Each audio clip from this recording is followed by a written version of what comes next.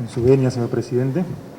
La Presidencia del Poder Judicial les da la más cordial bienvenida a esta ceremonia de inauguración del Encuentro Jurisdiccional de Familia 2015, organizado por el PPR Familia.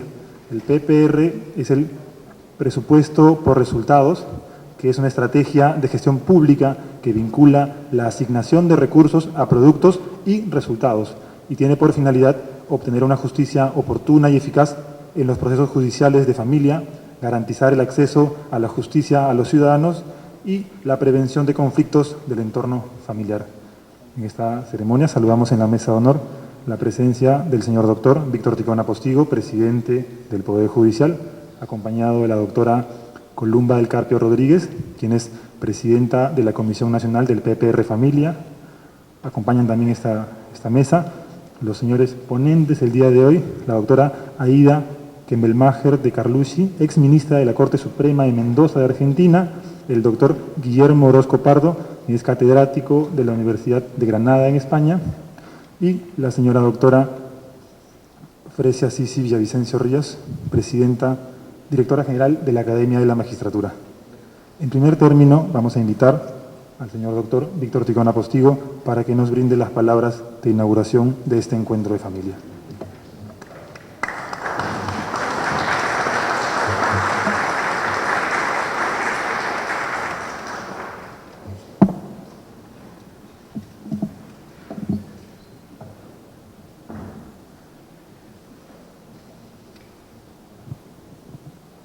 Doctora Columba del Carpio Rodríguez, jueza suprema provisional de la Corte Suprema de Justicia de la República y presidenta de la Comisión Nacional PPR Familia. Doctora Fresia Villavicencio Ríos, directora general de la Academia de la Magistratura. Doctora Aida Kemmelmacher de Carlucci, exministra de la Corte Suprema Mendoza, Argentina. Doctor Guillermo Orozco Pardo, catedrático de la Universidad de Granada, España. Señores magistrados de la Corte Suprema de Justicia de la República, señores magistrados de las Cortes Superiores de Justicia de la República, señoras y señores. Permítanme, en primer lugar, expresar mi cordial y afectuoso saludo a la señora doctora Aida Kemmelmacher de Carlucci, exministra de la Corte Suprema de Mendoza, y a los doctores Guillermo Orozco Pardo y Aníbal Montoya Cuadra, de los hermanos países de España y Chile, que participan también en este encuentro jurisdiccional de familia 2015, quienes con sus amplios conocimientos sobre la materia enriquecerán el trabajo de los talleres con enfoque multidisciplinario. Igualmente, mi cálido y fraterno saludo a los señores jueces y en particular a los jueces especializados de familia y profesionales del equipo multidisciplinario de 10 Cortes Superiores de Justicia de la República, que integran el programa presupuestal por resultados Celeridad de los Procesos Judiciales de Familia, como son Arequipa, Callao, Cusco, Huánuco, Junín, Lima, Lima Este, Lima Norte, Lima Sur, Piura, quienes participan en este encuentro jurisdiccional. El programa presupuestal por resultados Celeridad de los Procesos Judiciales de Familia tiene por finalidad específica la obtención de una justicia oportuna y eficaz en los procesos judiciales de esta materia, garantizando el acceso a la justicia a los ciudadanos, así como la prevención de conflictos dentro del seno familiar, basándose fundamentalmente en 5 ejes como son el apoyo a despachos judiciales, la potenciación de los servicios que brindan los equipos multidisciplinarios, la capacitación de los operadores judiciales, la gestión del programa presupuestal mediante el monitoreo de las acciones para el cumplimiento de las metas y el compromiso de las comisiones distritales orientado a resultados. Desde el año 2011, en que se instauró este programa, el Poder Judicial ha venido realizando un trabajo conjunto entre los miembros de la Judicatura, de la especialidad, personal jurisdiccional y funcionarios de la Administración, incorporando además el aporte de los diferentes actores en este proceso de mejora, lo que ha permitido una visión integral de la problemática de los órganos jurisdiccionales especializados de familia. Entre los principales logros de este programa durante el año 2014 se puede indicar que se ha incrementado la celeridad en el trámite de los procesos de familia en un 17%, registrándose un avance en la productividad jurisdiccional en un 9.6%. Para el año 2015 se ha proyectado una meta de una celeridad de 20% en la tramitación de estos procesos. Asimismo, con la implementación de las notificaciones electrónicas en materia de familia en las Cortes Superiores de Justicia de Lima Norte, Cusco y Junín, se ha beneficiado aproximadamente a 46.210 litigantes, cifra que esperamos superar durante el año 2015, cuando se implemente en las 7 Cortes Superiores restantes que integran este programa presupuestal, lo cual representará más de 250.000 personas beneficiadas, reduciéndose aproximadamente un 80% del plazo real de las notificaciones en físico a cargo de los servicios de notificaciones. En cuanto a la formación académica, tenemos que en el año 2014 la Academia de la Magistratura capacitó a 437 funcionarios entre magistrados, personal jurisdiccional, administrativo y miembros de los equipos multidisciplinarios. Así también se dictaron cursos de especialización virtuales a cargo de instituciones internacionales, proyectándose que durante el presente año se estarán capacitando alrededor de 600 funcionarios en esta especialidad de familia. De igual modo, se ha equipado tecnológicamente los despachos y sedes judiciales, así como a los equipos multidisciplinarios en cumplimiento del compromiso de la actual gestión que me honro en presidir, que ha considerado en el Plan de Gestión y Modernización del Poder Judicial para el bienio 2015-2016, impulsar y consolidar la eficiencia, la sistematización y modernización de las labores del sistema de justicia en el país. Este importante encuentro jurisdiccional Familia 2015 aportará un especial énfasis en el modelo interdisciplinario en materia de familia, que permite brindar un servicio integral a los usuarios del sistema judicial. Asimismo, potenciará las capacidades de los operadores jurídicos a través de la ejecución de 5 talleres interactivos de intercambio de experiencias. Finalmente, para felicitar a la doctora Columba del Carpio, presidenta de la Comisión Nacional del Programa Presupuesto por Resultados, Celeridad de los Procesos Judiciales de Familia, por esta valiosa iniciativa, y desear mis parabienes y éxitos a todos quienes han realizado este esfuerzo conjunto en pro de un mejor servicio de justicia, el cual redundará en celeridad, transparencia, accesibilidad, ahorro y productividad en las labores que brinda a los justiciables nuestra judicatura. Muchas gracias por su atención.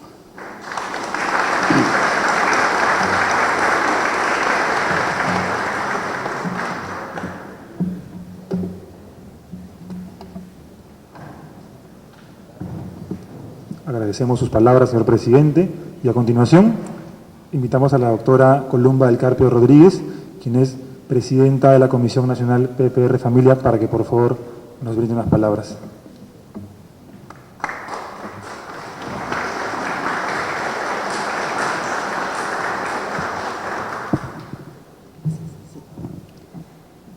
Señor doctor Víctor Ticano Postigo, presidente de la Corte Suprema de Justicia de la República y del Poder Judicial del Perú. Dignos integrantes de la Mesa de Honor, señores jueces supremos, titulares y provisionales, señores jueces de familia, señores integrantes de los equipos técnicos multidisciplinarios de 10 Cortes Superiores del Perú que conforman este programa Presupuesto por Resultados de Familia. En primer término, deseo brindar mi más cordial bienvenida a estos dignos representantes de sus países, España y Argentina, especialistas en temas de familia y que dejan muy en alto a cada uno de sus países en los lugares donde comparten sus conocimientos en beneficio de los demás. Las palabras del señor presidente del Poder Judicial en realidad me exoneran de dar mayores detalles en cuanto a la finalidad del programa, en cuanto a los avances que hasta este momento se han logrado. El día 26 de enero del presente año recibí el alto encargo del señor presidente del Poder Judicial de presidir esta Comisión Nacional PPR Familia. Esta comisión fue instalada el día 29 de enero del presente año. Recibí la comisión de manos de la doctora Carmen Julia Cabello Matamala, aquí presente. Efectivamente, el programa se echó a andar el año 2013. Ahí acompañamos a la Comisión Nacional desde mi corte, la Corte Superior de Justicia de Arequipa, y tuvimos la oportunidad de dar algunos aportes y que en este momento con mucha satisfacción veo que la semillita que se sembró desde la Ciudad Blanca ha fructificado a nivel nacional. Estos servicios de terapias infantiles y de encuentro familiar, denominada la Salita de la Felicidad, en algunas cortes y en otras, así, de encuentro familiar. Y además el servicio de orientación y consejería familiar. Estas experiencias que las plasmamos en mi corte con mucho cariño, las estamos compartiendo a nivel nacional. En este año hemos tratamos de agregar un ingrediente más al programa. Estamos adicionando el tópico de la interdisciplinariedad desde el despacho de familia, desde la propia judicatura.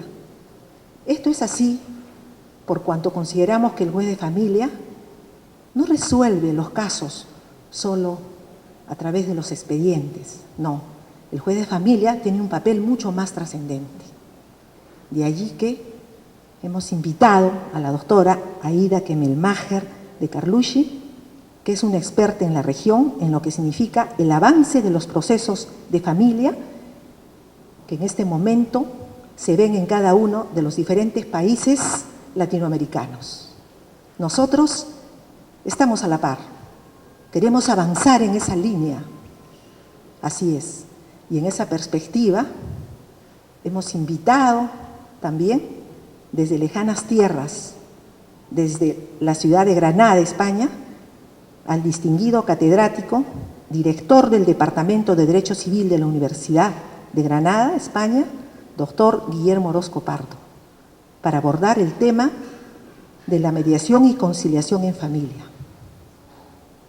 Asimismo, en este encuentro que hemos organizado y que acaba de inaugurar el señor presidente del Poder Judicial, también hemos agregado un tema que es el de la oralidad, litigación oral en asuntos de familia. ¿Por qué?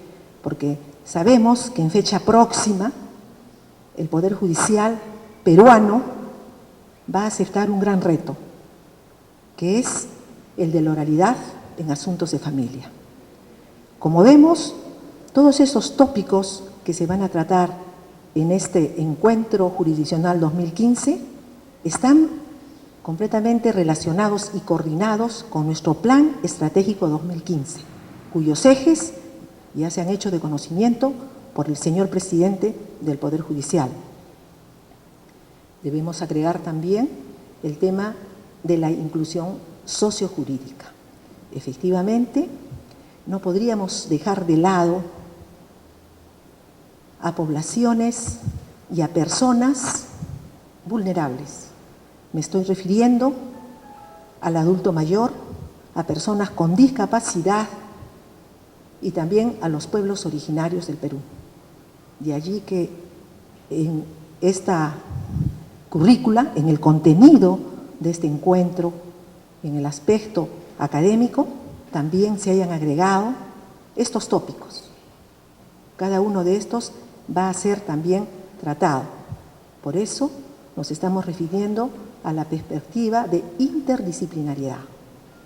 Todas las ciencias sociales, en este caso, tienen que estar al servicio de los usuarios de justicia. Esto es así, definitivamente. Y hemos visto de muy cerca experiencias como la del Uruguay, como la de Santiago de Chile. Ahora nos trae la doctora Kemelmacher desde su país, Argentina. ¿Y por qué también no citar experiencias que hemos tenido la oportunidad de verlas de muy de cerca, palparlas, como la del país asiático, de la República de Corea? De allí justamente es la experiencia que le estamos reproduciendo en nuestro país. La salida de la felicidad fue vista el año 2013, fue visitada por quien en este momento hace el uso de la palabra. Nos pareció en realidad un servicio muy importante, al igual que el servicio de orientación y consejería familiar, que también viene funcionando en cada una de las cortes superiores que integran el programa y también con un agregado de las 7 cortes que integran la línea paralela. 4 agregadas el año 2014 y 3 el año 2015. Quiero también destacar la presencia en la mesa de honor de la doctora Fresia Sisi Villavicencio, como directora general de la Academia de la Magistratura, quien de una manera muy solícita y con gran experiencia ha permitido también que este anhelo nuestro, que parte desde la Comisión PPR Familia, tenga sus frutos a través de sendos módulos que se vienen dictando en la Academia de la Magistratura, reitero, con un nuevo enfoque, con un nuevo modelo de lo que ha de significar la justicia de familia en nuestro país. El reto está lanzado. De hecho, esto tiene que fructificar. Los señores jueces de familia, integrantes del equipo multidisciplinario y que tienen que actuar interdisciplinariamente y que van a tener sus talleres de manera interactiva, jueces y equipo interdisciplinario, tienen que hacer cobrar vida a lo que significa este nuevo modelo. La población peruana, familia, niño, mujer, personas, el adulto mayor, personas con discapacidad, la familia comunal, de la que no debemos olvidarnos. El 48% de peruanos forman parte de esas comunidades. Entonces también en la currícula de la Academia de la Magistratura también se ha agregado ese tópico. Así es, profesionales de gran valor han permitido, y de mucho conocimiento, han permitido que estos temas y estos tópicos relativos a la interdisciplinariedad se integren pues en lo que significa la nueva malla curricular de la especialidad de familia en la Academia de la Magistratura. Y el encuentro que hoy estamos inaugurando está relacionado con lo que en este momento también se ha venido brindando por la Academia y en general con todo el plan estratégico, como ya lo decíamos momentos antes. Pues bien, esperando que este anhelo que tenemos todos quienes integramos la Comisión PPR Familia y que va a beneficiar, reitero, a los integrantes de nuestra familia peruana. Nuestra familia, que en realidad es la célula social. De hecho, esto no es una entelequia, esto es así, es la célula de nuestra sociedad. La importancia de esta institución ha permitido, pues, que desde el Ministerio de Economía y Finanzas se pongan los ojos en los juzgados de familia, en esta especialidad, brindándole este apoyo económico, de hecho, y exigiendo resultados, y esto tiene que ser así, y de allí que el tema central de este programa sea la celeridad. El componente que nosotros estamos agregando ahora es celeridad con calidad. Se ha hecho también desde años anteriores, no lo dudo. La doctora Cabello Matamala es una profesional muy competente en la especialidad de familia. Reitero, todas las actividades que estamos desarrollando y todas las acciones dentro del plan estratégico necesariamente tienen que arribar a muy buen puerto, con el anhelo y la esperanza que esto sea así, de tal manera que la Comisión PPR Familia, nombrada el pasado mes de enero, vea cumplidos sus fines y sus caros anhelos en beneficio de las familias peruanas usuarias del servicio de justicia.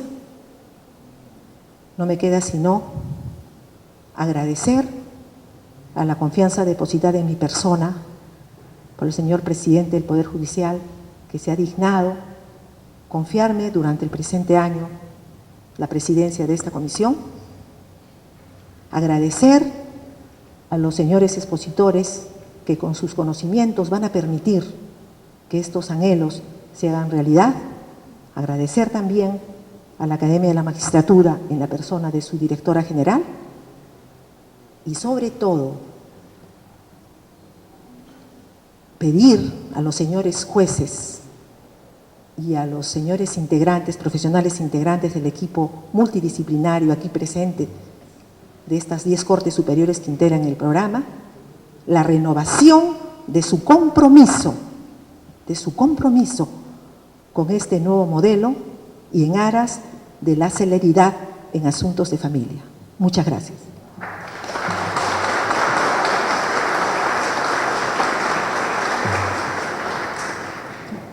Agradecemos sus palabras, señora presidenta, y los invitamos, por favor, a los integrantes de la mesa de honor a ponerse de pie para realizar la toma oficial de esta ceremonia de inauguración de este encuentro en familia. Solo un segundo, nos ponemos de pie.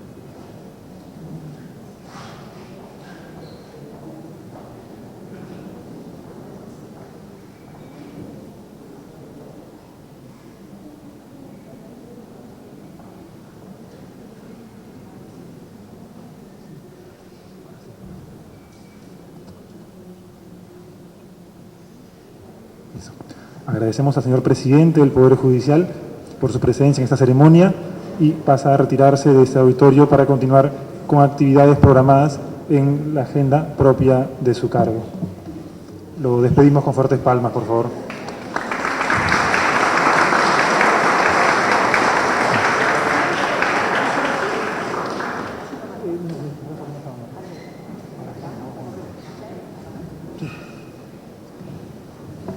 Sí, la ceremonia de inauguración acaba de terminar y a continuación se les invita a todos a la conferencia denominada Problemática actual de la familia y el derecho de familia a cargo del doctor Guillermo Orozco Pardo.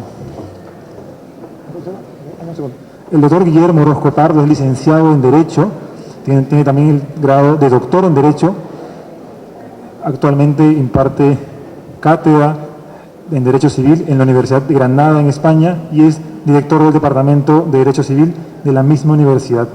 Ha publicado gran cantidad de artículos en revistas especializadas en Derecho, además de ser con frecuencia expositor y ponente en temas de Derecho Civil. Imparte además docencia en universidades de Las Palmas, en Universidad de Tacna, también en Perú, entre otros institutos de estudio superior. Y es miembro colaborador de la Real Academia de Legislación y Jurisprudencia de Granada por el Pleno de Académicos. Es asociado de la Asociación para el Estudio del Derecho Europeo y es miembro del Comité de Expertos Consultores de la Agencia Española de Protección de Datos. Doctor Guillermo Orozco, lo dejamos, por favor, en el uso de la palabra.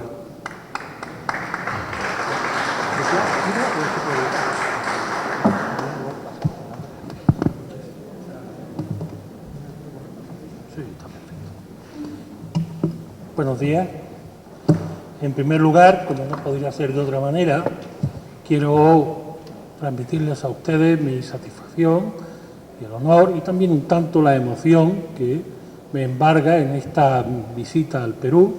Es la tercera vez que vengo a este fascinante país donde además me siento muy a gusto. Oigo el español más correcto que se habla hoy en el mundo, indiscutiblemente, el que mejor conserva los conceptos, los términos y con que mayor propiedad se habla mi idioma, y cosa que es de agradecer y reconocer. Además, para un acto, como se ha dicho aquí, no tanto como interdisciplinar, cuanto que se trata de un acto en el que, bajo la presidencia del señor presidente del Poder Judicial del Perú, he sido invitado por la doctora Columba del Carpio, a la que tuve el honor de conocer cuando yo impartí un programa de doctorado en la Universidad de Tacna.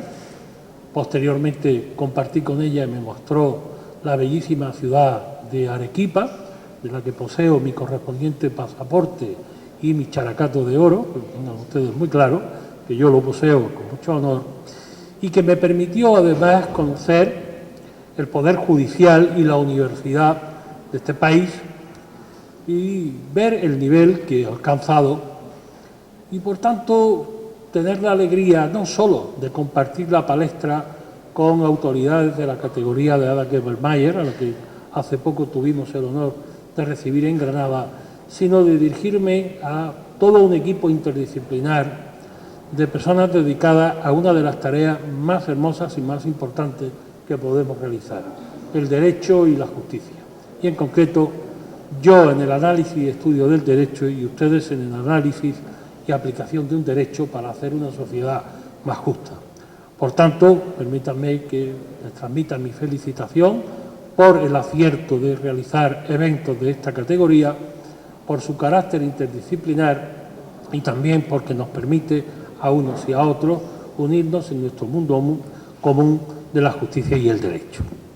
Dentro de la temática general de lo que van a ser mis intervenciones en estos días, en concreto hablarles a ustedes de mediación, un tanto más que de conciliación, y de la problemática de la aplicación en el campo de los conflictos de familia, yo veía necesario hacer hoy aquí una introducción, aun cuando mañana abordemos algunos temas interesantes con ustedes, sobre la familia y el derecho de familia. ¿Por qué? Porque si ciertamente el derecho es un producto cultural, posiblemente el derecho de familia es la mayor demostración de ese carácter de producto cultural que tiene el derecho. Y además, posiblemente sea, dentro no ya del derecho privado, sino del derecho público, el complejo normativo más amplio y que tiene mayores connotaciones en las que no solo diversas ramas del derecho, el derecho civil, el derecho penal, el derecho procesal, el derecho mercantil, el derecho administrativo, sino también, fíjense, que el derecho de familia es el que ha acabado con esa distinción, al menos académica, que manteníamos de derecho público y derecho privado, que ustedes estudiaron en la facultad, no hace mucho, por las caras que veo aquí, en las que nos decían que el derecho público era el derecho de la estructura del Estado y sus relaciones con los ciudadanos en un plano de imperium, y el derecho privado aquel que regulaba las relaciones intersubjetivas de los ciudadanos entre sí las instituciones que ellos se daban y por tanto había una gran diferencia. La disponibilidad era el terreno del derecho privado, donde se presumía una igualdad construida por los principios liberalistas del siglo XIX, que hoy, como todos sabemos, no es cierta. Pues a esto únanle ustedes la complejidad del entramado de las relaciones que se dan en el campo de familia. Les pongo un ejemplo. En España, no hace mucho, un padre tiene una hija menor que él sospecha que padece anorexia, es decir, que después de comer inmediatamente va al baño y se deshace de lo que ha comido y coloca una cámara en el baño. Bien, hasta no hace más de 15 o 20 años, nosotros habríamos pensado que era una potestad del padre el poder tener un control de todo lo que sucedía dentro de su casa. Pero que dentro del concepto de intimidad está la intimidad de la familia y la intimidad de cada uno de los miembros de la familia.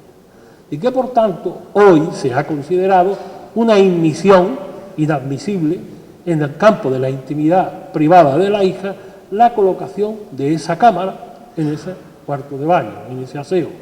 Pero por otra parte tenemos la atención de que el derecho de familia es el derecho donde por mayor rigor se aplica el concepto de la patria potestad, es decir, las potestades. Los derechos función, que decía Diguit en el siglo XIX. Él decía, llegará un momento en que no tengamos más derecho que cumplir nuestras obligaciones. Efectivamente, un padre, una madre, en plano de igualdad, tienen un deber que está representado por una potestad, un poder o prerrogativo que el ordenamiento jurídico les confiere en la medida en que con ellos cumplen la función de educación y desarrollo de la personalidad de sus hijos, pero respetando su libertad, su dignidad y sus derechos fundamentales. De manera que fíjense las tensiones que ello ocasiona. Por otra parte, como verán mañana cuando hablemos de mediación, tienen ustedes el papel del juez. Hay un catedrático de Derecho Administrativo, Alejandro Nieto, que tiene un libro muy interesante llamado El arbitrio judicial. Y él utiliza la parábola de Poncio Pilatos. Poncio Pilatos es un hombre cultivado, un jurista y un político, formado en Roma, en el derecho romano y sobre todo en las estructuras de pensamiento de Roma. Y es enviado a ocupar un cargo de gran responsabilidad a Judea, nada más que nada, donde hay un mundo, una cultura social, una cultura vital y un derecho completamente distinto. ¿Cuál es el problema? Que cuando a él le llega un conflicto como el que le llegó, que ustedes bien conocen, él no manejaba las claves sociales, las claves de esa comunidad, los impulsos, las emociones y los sentimientos que había debajo de ese conflicto. Y por tanto se tuvo que lavar las manos, porque cualquier decisión de carácter objetivo que él hubiese tomado chocaría inmediatamente con el sentimiento de lo justo y con el sentimiento de las claves del conflicto que se le estaban planteando. Y ese es el problema. Hoy a ustedes les llegan toda una serie de problemas donde hay en juego mucho más que la aplicación de una norma. Hay sentimientos, hay individualidades, hay motivaciones, y ese es el cambio de paradigma que yo les voy a proponer a ustedes en los días sucesivos. Porque la justicia objetiva trabaja fundamentalmente sobre los efectos de los conflictos, mientras que a través de las técnicas de mediación se pretende trabajar sobre las causas del conflicto. Esa es la gran diferencia. Nosotros vamos a trabajar con las causas, para lo cual necesitamos el auxilio, la colaboración de todo un conjunto de personas procedentes de campos científicos distintos al derecho, pero íntimamente ligados al derecho. Hablo de la psicología, hablo de la sociología, hablo del trabajo social, etc. ¿Por qué? Porque sin el manejo de las claves sociales del conflicto, nosotros no podremos resolver el conflicto, o al menos no lo vamos a resolver de forma adecuada y que las partes perciban como justa y asumible. Y además añádanle la dificultad de que ustedes trabajan con el derecho más vivo, más cambiante y a veces más paradójico de todo el ordenamiento jurídico. Yo a veces envidio a mis compañeros de historia del derecho o de derecho romano, porque ellos tienen un derecho perfectamente cristalizado. Mientras que yo, por ejemplo, cuando venía en el avión, pues ya me he encontrado con que hoy se aprueba la Ley de Protección a la Infancia. Hace unos días se ha aprobado la Ley de Jurisdicción Voluntaria, que me ha modificado muchísimos artículos del Código Civil. Yo ya traigo un Código Civil que el curso que viene no voy a poder utilizar en clase, porque ya me lo han modificado. Pero es que me han modificado incluso una ley del registro civil que aún no había entrado en vigor y ya ha sido de nuevo modificada. De manera que sí hay un derecho paradigmáticamente evolutivo y donde se refleje la tensión social es el que ustedes trabajan, el derecho de familia. Porque además trabaja y se fundamenta sobre la familia, sobre la persona, y tienen que saber conciliar perfectamente la delicada complejidad de las relaciones entre los miembros del grupo familiar y de la familia como propio concepto. Y aún más, digo, ustedes trabajan con familias, porque ya no hay un único modelo familiar. Y aún más en Perú. A mí me llamó mucho la atención cuando yo hablaba con la doctora Columba del Carpio, conforme desarrollábamos el programa de doctorado, agotador por otra parte para los alumnos allá en Tacna. Cuando se tiene un país como este, que es ejemplo de multiculturalidad y de convivencia de ordenamiento jurídico.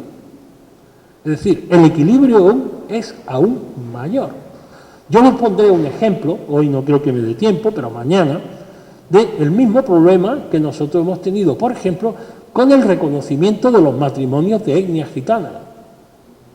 O el problema que tenemos con el tema de los matrimonios concertados de niñas de 9, 10, 11 y 12 años de los musulmanes. O la poligamia, que de facto tenemos en nuestro país, aunque de derecho no esté reconocida. Todo eso son desafíos para nuestro ordenamiento jurídico y hemos de ser nosotros, uno desde la comodidad de la cátedra, otro desde la incomodidad del día a día del juzgado, que tiene que dar soluciones y además tienen que ser rápidas, son los que lo tenemos que resolver. Piensen que las constituciones modernas no diseñan ningún modelo de familia. Puede que sí, a lo sumo, hayan asumido que la familia es un concepto evolutivo, que desde aquel término Samuel que utilizaban los romanos, que les permitió construir un modelo piramidal de familia, donde el pater familias, como ustedes saben, era gobernador y juez y ejecutor de toda la estructura de órdenes de poder dentro de la estructura familiar, hemos pasado a lo que hoy tenemos nosotros. Hoy podemos hablar de familias, porque tenemos diversos modelos de familia. Es verdad que el legislador puede dictar normas, y así se ha reconocido por la doctrina constitucional, puede dictar normas de promoción o de valoración para determinados modelos de familia más asentados o asumidos en el contexto de un país y en una sociedad. Pero esto no quiere decir que haya un único modelo de familia. Ciertamente la familia es el medio ambiente en el que se desarrolla la personalidad de los sujetos y donde estos adquieren los valores. Es decir, la transmisión de las pautas de conducta se produce fundamentalmente a través de la familia. Y por tanto, para nosotros es importantísimo tener en cuenta que hoy la familia tiene una fuerte incidencia del vínculo afectivo, del parentesco y de la convivencia. La ley que hoy se está aprobando en España modifica, por ejemplo, el concepto de desamparo de un menor. Hasta hoy el concepto de desamparo habla de una carencia afectiva o económica del menor. Bien, el término económico ha desaparecido, porque si el desamparo es por falta de medios económicos en esa familia, es deber del Estado subvenir ese problema. Luego el desamparo tendrá cuando hay una carencia afectiva del menor, pero nunca cuando sea por condicionantes económicos, porque eso es un deber del Estado subvenirlo. Eso es un cambio importante. ¿Por qué? Porque la dimensión afectiva de las relaciones familiares tiene hoy una importancia capital. La doctrina entiende que la familia no es un fin en sí misma, sino que está al servicio de la persona. Pero a su vez la familia se desenvuelve en todo un medio ambiente de carácter jurídico que le ha llevado a evolucionar.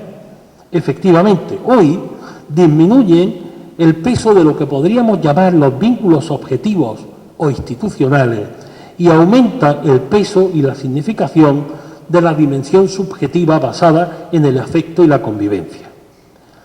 Obviamente el Estado tiene un papel importante que le da facultades de injerencia en el contexto familiar. Nosotros hemos cambiado el concepto de modelo de familia, hemos intensificado el concepto de las potestades como derechos-función reconocidos a los progenitores siempre y cuando los ejerciten en pro de los intereses de los hijos, y sólo cuando incumplan esa finalidad esencial le podrá ser retirado. Fíjense que este concepto ha tenido una capital importancia, por ejemplo, en el cambio en mi país en los temas de la guardia y custodia de menores. ¿Por qué? Porque hubo una magistrada del Tribunal Supremo, catedrática de Derecho Civil, Encarnación Roca Trías, ahora es magistrada del Tribunal Constitucional, que ya entendía, como entendíamos algún sector de la doctrina, que la patria potestad es efectivamente un derecho-función, pero también es una de las vías de desarrollo de nuestros derechos de la personalidad como progenitores, como padres. Nuestra faceta como padres tiene también un elemento de desarrollo de nuestra personalidad y debe estar tutelada por la Constitución y no ser vulnerado el plano de igualdad. De manera que en España ahora el cambio ha sido sustancial. ¿Por qué? Porque hoy se entiende al revés que antes. Antes, la patria potestad, cuando había un conflicto familiar, la guarda y custodia, con los hijos menores de 10 años, por lo general eran atribuidos a la madre, con unos derechos de visita del padre. Sin embargo, se produjeron dos cambios. Primero, se constató que en estos tipos de supuestos muchas veces los abuelos paternos quedaban desconectados de los nietos y se entendió que el derecho de visita y compañía de los abuelos es autónomo con respecto al derecho de visita que puedan tener los hijos. De manera que, si el padre estaba incurso en una causa por la que se le privaba del derecho de visita y se le privaba de la patria potestad por haber atentado contra el hijo o la hija, el derecho de visita y compañía de los abuelos tenía que permanecer autónomo con independencia de ello. Y el segundo cambio es precisamente el que se produce en el momento en que esta magistrada promueve la doctrina del Supremo, que luego va consagrándose legalmente, de que la guarda y custodia compartida será el principio general. Y el juez, cuando se aparte de ella, deberá justificarlo. Antes era al revés. El juez debería de motivar o debía motivar la guarda y custodia compartida. Ahora no. Ahora el juez, cuando se aparte de la compartida, debe motivarlo, y siempre a petición de parte, alegándole la prueba. En el segundo caso, la visita de los abuelos, nosotros, entre los programas que yo les comentaré, tenemos un programa de mediación penitenciaria. Es decir, nosotros en Granada, la universidad, forma mediadores y tenemos equipos de mediación en las oficinas de la policía, en los juzgados y en la prisión. Trabajamos en la prisión con conflictos entre internos y también los conflictos con su familia y con su concepto social que tenga el interno. Porque cuando un interno cumple su pena, vuelve a su estructura social. Y si no se ha trabajado con él, vuelve a ser una persona conflictiva. Vuelve a vivir junto al vecino que le denunció o junto a la familiar que le interpuso la denuncia que le ha costado la prisión.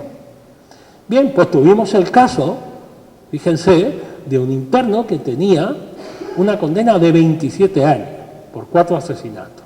Y su única obsesión es que tenía una hija de 4 años y su pareja, al ingresar en prisión, había iniciado una relación con un drogodependiente. Y él solo le preocupaba que su hija no estuviese en la misma casa que ese individuo. El juez de menores de la ciudad de Málaga, que es donde residía, habló con nosotros, entró al caso, introdujo al equipo de mediación y finalmente acordaron dar la custodia a los abuelos. Hace 20, 30 años esto podría haber sido impensable. Hoy fue una solución que ha funcionado perfectamente. ¿Por qué? Porque se entendió que lo mejor para el menor, para la menor en este caso, era sacarla del riesgo de convivencia con un drogodependiente en un contexto de un hogar difícilmente considerable como funcional y que era mucho más adecuado el contexto afectivo que iba a encontrar en casa de los abuelos. Este señor en ningún momento quería que su hija fuera a la prisión a verlo. Pues imagínense cuando trabajamos en el pabellón de mujeres que tienen a sus hijos, pueden tener a los hijos con ellas hasta los 3 años. Y hay pabellones donde incluso viven parejas con hijos. Pueden estar el menor, puede estar en la institución penitenciaria hasta que cumple 3 años. Ese es un mundo impresionante de conflictos y cuando se trabaja allí, los conflictos dentro de un centro penitenciario, es mucho más fácil resolver luego los conflictos fuera del centro penitenciario. Esto quiere decir que cuando nosotros ahora hablemos de familia, no podemos estar simplemente refiriéndonos a la antigua familia linaje en la que algunas generaciones hemos vivido. Hoy estamos en la llamada familia nuclear, es decir, la familia de corte mediterráneo ha evolucionado más hacia el modelo nórdico, es decir, los progenitores que conviven con los hijos que de ellos descienden. Pero también pueden tener ustedes familias monoparentales, padre o madre divorciados que conviven con los hijos, hijos que a lo mejor conviven un tiempo con uno y otro tiempo con otro. Y luego tienen ustedes las familias reconstruidas, parejas que vienen de divorcios o separaciones anteriores, que inician una nueva relación y donde además conviven hijos de ambas relaciones. Fíjense la complejidad de los sentimientos, de los afectos y de las tensiones que se va a dar en ese campo y a las que ustedes van a tener que dar respuesta. Y no esperen siempre que la ley sea como el panóptico de Bentham y nos dé siempre la solución, porque la ley es como el búho de Minerva, es decir, siempre alza el vuelo cuando ha llegado la noche. La ley por lo general va por detrás del problema y ustedes son los que tienen que sintonizar el problema y sentar la jurisprudencia necesaria para hacer que el legislador adapte la norma a la realidad, porque el legislador no vive la realidad como la viven ustedes. Luego, su papel en este ámbito es fundamental. Ya lo ha dicho el señor presidente, ustedes en este campo realizan una actividad que además es modélica. ¿Por qué? Porque en pocos juzgados verán ustedes la capacidad de trabajo interdisciplinar que hay en los juzgados de familia. Yo trabajo con los juzgados de familia en Granada y nosotros tenemos a veces problemas porque nosotros podemos encontrar en un mismo caso al juez de menores, al juez de familia y al juez de violencia de género, que pueden estar dictando una misma medida que afecta a un mismo menor y sin embargo dictan medidas diferentes. Y eso hubo que coordinarlo y crear una jurisdicción que permitiera que por especialidad hubiera uno que siempre siguiera. Por otra parte, nosotros tenemos que darnos cuenta que además en el contexto de crisis económica nos hemos encontrado con otro problema en el ámbito de la familia. Los jóvenes cada vez se emancipan más tarde y conviven con los padres. Nuestro rey se emancipó de sus padres cerca de los 40 años, fíjense lo que tardó en irse de casa. ¿Y cuál es el problema que esto crea? Que tienen ustedes en el hogar a personas formadas con criterios muy sólidos, porque son personas maduras de más de 30 años, que ya no asumen el rol de hijo obediente que tenían cuando eran menores. Y además, como verán el último día cuando hablemos del menor tenemos un problema. El legislador no sabe qué hacer con el menor. La legislación de menores es una de las legislaciones más desorientadas, porque realmente no sabe el legislador qué hacer con los menores, porque los menores cambian continuamente.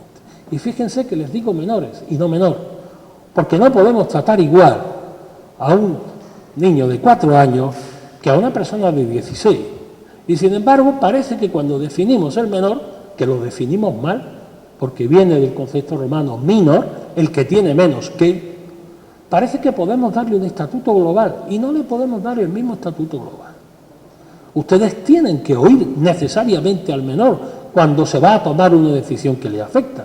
El Tribunal Supremo Español echó atrás un divorcio porque un menor de 12 años no fue oído. Y era obligatorio en el proceso que el menor manifestara también en el trámite de audiencia. Y sin embargo el menor no fue tenido en cuenta. Por tanto, quiero decirles con esto que sobre este modelo cambiante de familia, sobre esta multiplicidad de modelos de familia, nosotros tenemos que construir el derecho de familia. Y por tanto es una tarea muy difícil, donde ustedes tienen mucho que decir, porque precisamente ustedes tienen que ir construyendo sobre una problemática diaria que se les va planteando y donde no siempre el legislador les va a dar el instrumento más adecuado para resolver. Y crea, a veces en la sociedad, un sentimiento de incomprensión con respecto a resoluciones judiciales. Mire, en España, cuando se modificó la ley que regula la adopción, el legislador introdujo una pequeña modificación en el Código Civil, que decía que los padres tienen la obligación de cuidar y vigilar, mantener a los hijos, educarlos, tenerlos en su compañía y corregirlos moderadamente. Y se suprimió la corrección moderada. Bien, pues una madre en la ciudad de Jaén tenía un niño de unos 13, 14 años que tenía una conducta de mal estudiante y la madre, en un arrebato de enfado por las malas notas y el desafío, le dio una bofetada y el niño se golpeó, o no sé si con un lavabo o en la cocina. Bien, el niño fue al juzgado y la madre fue condenada a 1 año, que no le iba a ingresar en prisión, pero sí una orden de alejamiento. Y la madre decía, vale, lo acepto, pero ¿quién va a cuidar del niño que tiene un grado de discapacidad? Ahí estaba el contrasentido. La sociedad no entendía. La madre le ha corregido. La madre lo que ha hecho ahora es que se encuentra con que ese menor que va a ir a una casa de acogida porque esa madre no puede estar con él. Pero ¿cómo el juez puede separar a la madre del hijo? La sociedad no lo entendía. Tuvimos otro caso de una niña pequeña que fue dada en adopción al nacer. Fue adoptada por un matrimonio muy mayor de un pequeño pueblo con una educación muy rudimentaria. Conforme esta niña fue al colegio, fue adquiriendo mucha más cultura que sus padres y no era feliz en su casa. Hubo un conflicto y fue llevada a una casa de acogida, es decir, una familia funcional que se dedica por vocación a esto. La niña era completamente feliz porque estaba con hermanos, con unos padres que la entendían y en un mundo en el que ella quería estar. Y por tanto teníamos la dimensión genética, que hubiese sido esencial en el siglo XIX, porque la madre la reclamó, la madre biológica. La dimensión legal, los padres adoptivos decían que la niña tenía que estar con ellos, porque la ley les había otorgado a esa hija. Y luego teníamos finalmente la dimensión afectiva. ¿Y qué tuvo que decir el Supremo? Miren, la niña tiene 15 años, tiene pleno derecho a decidir por sí misma y si ella quiere vivir con esa familia en la que es feliz y en la que, a mi juicio, es donde está mejor su desarrollo de la personalidad, dice el juez ponente, y finalmente fue eso lo que se falló. Mientras que hace 30 años la dimensión genética, la sangre o la dimensión legal, la adopción, hubiesen sido indiscutibles. Sin embargo, hoy la sociedad hubiese discutido ese criterio. ¿Ven el papel que ustedes juegan en esto? Es un papel esencial, porque ustedes son los que tienen que hacer avanzar el derecho de familia. Fundamentalmente ustedes, porque ustedes además lo necesitan. Porque yo, si tengo un derecho a familia más actual o menos actual, podré sufrir como catedrático de Derecho Civil, al tener que explicar algo con lo que no coincido, y lo podré criticar en el aula. Pero ustedes tendrán que aplicar un instrumento que la sociedad no acepta, no comprende y por el que van a ser criticados. Por esto encuentros como estos son para ustedes imprescindibles, porque además se tienen que coordinar. No puede haber una solución en San Carlos de Puno y otra solución distinta al mismo caso en Tacna u otra solución diferente en Cajamarca, porque la sociedad lo iba a entender menos aún. Bien, Por tanto, en este medio ambiente jurídico, que es de donde se desenvuelve la familia, es el medio ambiente del que llamamos el derecho de familia. Pero además, la dificultad estriba en que, como no podemos definir un concepto unívoco de familia, sino que tenemos distintos modelos familiares tan dignos de protección unos como otros, y donde el principio de igualdad nos obliga a tratarlos jurídicamente de una forma coetánea y coherente, lo que sí podemos es promover modelos o estructuras modélicas de familia que consideremos que socialmente son las más compartidas. Y entonces podrá el legislador dictar normas que permitan que ese tipo de modelo familiar tenga una protección superior. Porque discriminar es tratar desigualmente a las personas que son iguales, pero discriminar también es tratar igualitariamente a personas que son desiguales. Por eso hay un principio de discriminación positiva, que hay una directiva comunitaria que lo plantea, y el derecho a un trato discriminado positivo para aquellos modelos o grupos familiares que entendamos son los grupos que la sociedad admite. Ya verán mañana, cuando veamos el problema del reconocimiento de una pensión a una pareja casada por el rito gitano, cómo resolvió esto el Tribunal Europeo de Derechos Humanos, porque hubo un trato discriminatorio no justificado, pero si está justificado, los tribunales sí lo admiten. Y además, por otra parte, nosotros tenemos un modelo de derecho de familia del siglo XIX, que básicamente confiere la jurisdicción científica, como ustedes saben, al derecho civil, porque el derecho de familia entonces era derecho privado. Hoy hay derecho penal de familia, hay derecho laboral de familia, indiscutiblemente hay derecho procesal de familia, hay derecho administrativo de familia, incluso derecho mercantil. Y ahora resulta que nosotros tenemos un análisis del derecho de familia que no es coherente y muchas veces hay desconexión entre los distintos campos del derecho a la hora de regular la problemática familiar. Y ustedes se pueden encontrar con ciertas situaciones en las que no es fácil resolver porque hay incoherencias entre los principios de distintos sistemas. Por ejemplo, en mi país hay un debate muy fuerte porque el legislador sigue manteniendo que la mediación familiar no se aplique en los supuestos de violencia de género. Sin embargo, son cada vez más las voces autorizadas que están en contra de ese principio, porque consideran que si donde hay un sitio tiene que haber mediaciones ahí, porque se ha demostrado que la solución penal no basta, no resuelve el problema. Y mientras no se resuelvan las causas, el conflicto continuará más o menos latente, con mayor o menor respeto por el miedo a la sanción, pero el conflicto está ahí. Y ahora, fíjense, y a esto añadimos que el modelo familiar por excelencia es el modelo basado en el matrimonio, pero que el matrimonio hoy ha cobrado una dimensión muy diferente, y ustedes en la documentación que les he traído lo van a encontrar y la comentaré mañana, tienen la sentencia que se ha dictado recientemente por el Tribunal Constitucional Español frente a la ley que aprobó el matrimonio entre personas del mismo sexo, el matrimonio de los homosexuales, en plena igualdad jurídica con el matrimonio heterosexual. Hoy no puedo entrar en el tema, mañana lo veremos, tienen ustedes la sentencia que la podrán ver, incluso la ley que lo aprobó, pero lo cierto y verdad es que, claro, esa dimensión básica o estructura básica sobre el que hemos construido el modelo de familia, que es la familia matrimonial heterosexual, también ha sufrido un cambio.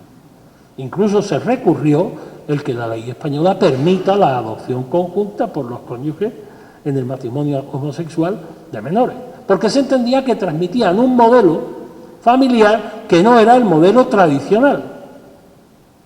Y eso generó también tensiones que salen en la sentencia que ustedes pueden ver. Lo cierto y verdad es que, por tanto, nosotros tenemos que conciliar dos grandes derechos: el derecho fundamental al matrimonio y el derecho fundamental a la familia. No está así específicamente formulado, por ejemplo, en nuestra Constitución, pero la Carta Europea de Derechos Fundamentales habla del derecho a la familia, el derecho a construir el modelo familiar, que va a estar muy vinculado a las connotaciones que tiene nuestro propio sentimiento de cultura jurídica y de modelo social, y que por tanto tendremos que aceptar En una sociedad multicultural, que cada vez lo va a hacer más, tenemos que aceptar que estos modelos cambian, que hay modelos nuevos, que son distintos. Ahora bien, por supuesto, lo que no podemos aceptar es que sobre pretexto de una cultura jurídica o de un modelo de familia o de un modelo de pareja, nosotros admitamos que se vulneren derechos fundamentales de carácter esencial de una persona. Me refiero a la ablación femenina o a los matrimonios concertados obligatorios de niñas de 8 años. Y también al debate que se abrirá antes o después en mi país, que es el tema poligamia. Porque ya lo estamos planteando, nos estamos encontrando con demandas en que los que al fallecer el marido, las varias esposas piden la misma pensión al Estado. Y el Estado lo único que dice es que ese modelo no está reconocido. ¿Por qué? Porque además el derecho de familia entra de pleno, y ustedes lo saben, en el campo del llamado orden público. El orden público es el correcto funcionamiento de las instituciones, que debe ser garantizado mediante la seguridad jurídica y el poder cogente del Estado cuando no se respeten sus principios. Y ese orden público tiene plena aplicación en el campo del derecho de familia y de la organización de la estructura familiar. Y ahora, con esa dificultad que tienen ustedes de poder conciliar a la vez el derecho de familia en el plano de la disponibilidad, es decir, de todo ese conjunto de intereses que la familia puede por sí misma autorregular, bien, tienen que confluir perfectamente con aquel conjunto de intereses que el Estado considera prioritarios y esenciales y que no están sometidos a la disponibilidad de los miembros del grupo familiar. ¿Y esto qué ha generado? Pues ha generado una conflictividad en el campo de la familia para el que nosotros no estábamos preparados y que ha obligado a tener que crear una jurisdicción específica, que además tiene que conciliarse con la jurisdicción de menores, que también existe, y a la que posiblemente nos han fiado toda una demanda que la sociedad espera para que nosotros resolvamos. Pero nosotros no siempre vamos a poder resolver, ni debemos resolver. ¿Por qué? Porque si nosotros pretendemos resolver los conflictos en el campo familiar desde una perspectiva objetiva y adversarial, tengan por seguro que las soluciones no serán aceptadas.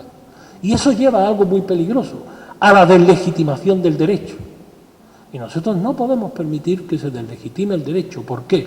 Porque el primer medio con el que nosotros hemos resuelto los conflictos como comunidades organizadas fue con la violencia, con la fuerza.